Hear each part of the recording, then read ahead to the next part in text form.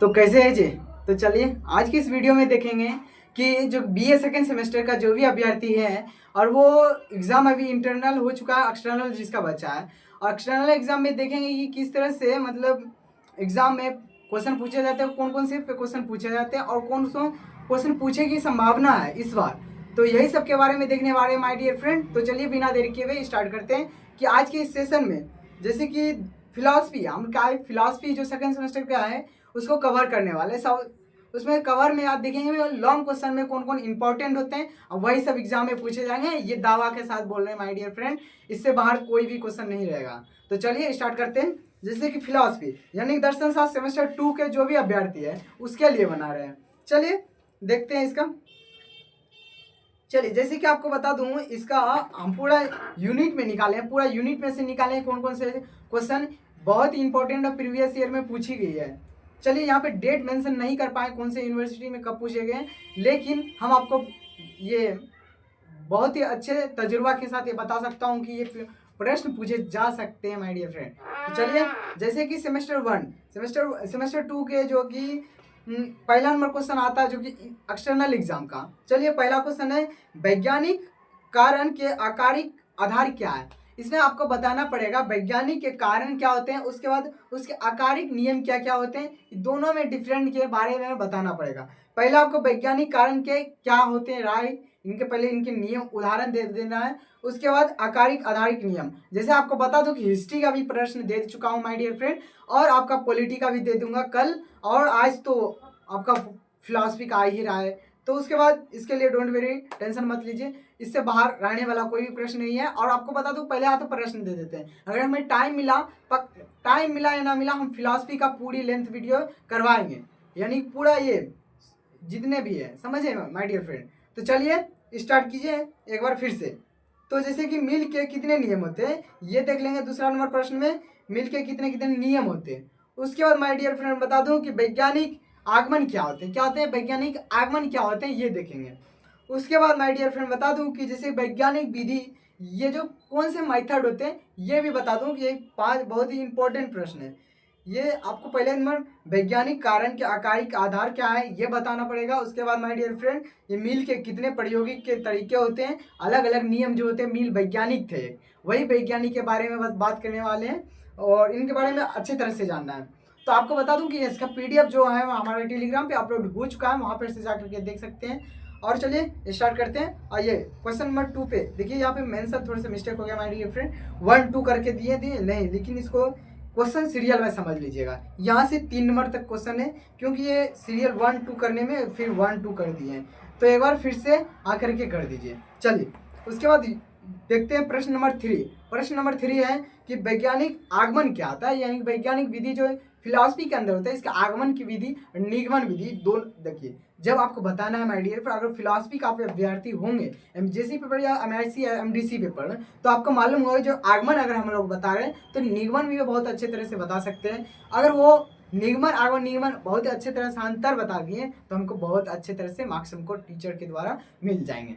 तो चलिए प्रश्न नंबर ये 2 हो गया, अब 3 पे चलते हैं, यानी कि 2 पे वैज्ञानिक पद्धति या इसका मेथड क्या होते हैं। वैज्ञानिक जो होते हैं इसका पद्धति पहले देख लेंगे, इसका अलग अलग मेथड देखेंगे अलग अलग सब्जेक्ट में, जैसे दर्शन शास्त्र में कैसा होता है, फिर फिलॉसफी में कैसा होता है, उसके बाद पॉलिटी में दर्शन का कैसा क्या क्या उसका रूप होते हैं, अलग अलग रूपरेखा के बारे में देख लेंगे।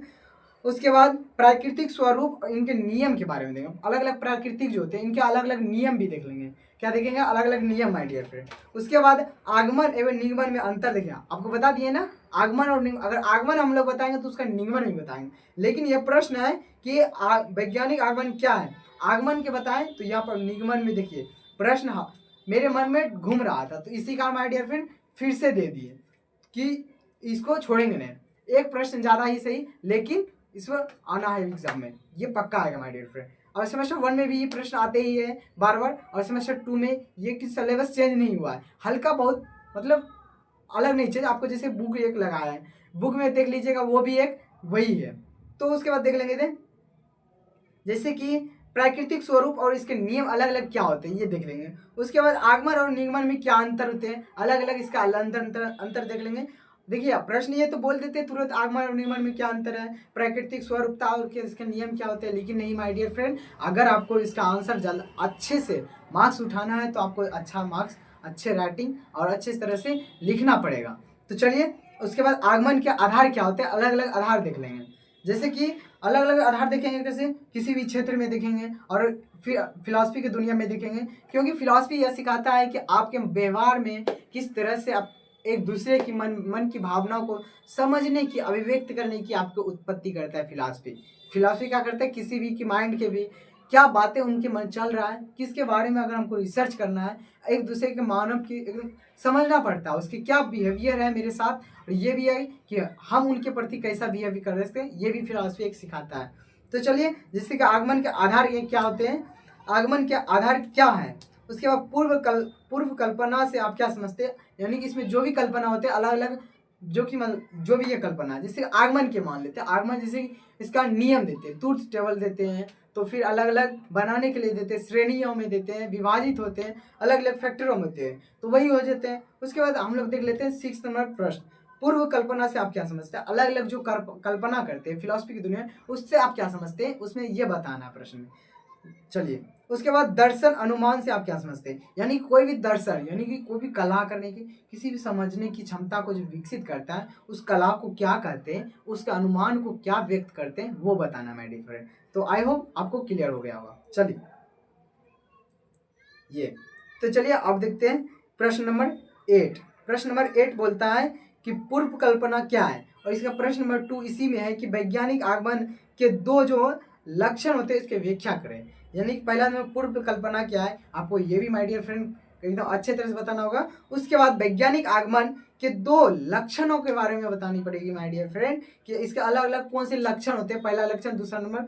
जैसे कि कोई बोलता है एक आम खाया, पका आम निकला, जैसे एक टोकरी में आम है, उस टोकरी में से एक आम निकालें तो मीठा पाए, यानी एक आम निकाल के अगर खाएं तो वो मीठा पाए, फिर दूसरा आम पाए तो वो क्या, वो भी एक मीठा पाया, उसके बाद फिर तीसरा आम निकालें तो वो भी क्या हुआ, मीठा पाया। तो इस प्रकार क्या होगा, अनुमान निकला कि अलग अलग क्या हो गया, मतलब इसमें हम अभिव्यक्त कर सकते हैं, चूंकि लिख कर सकते हैं, कर सकते हैं चूंकि इस टोकरी में जितने भी आम हैं वो कृपया पके और मीठे हैं, क्योंकि हम लोग अनुमान करके देख लिए। तो वही बोल रहा था ये प्रश्न। वैज्ञानिक आगमन के अलग अलग दृश्य सादृश्यता देख लेंगे।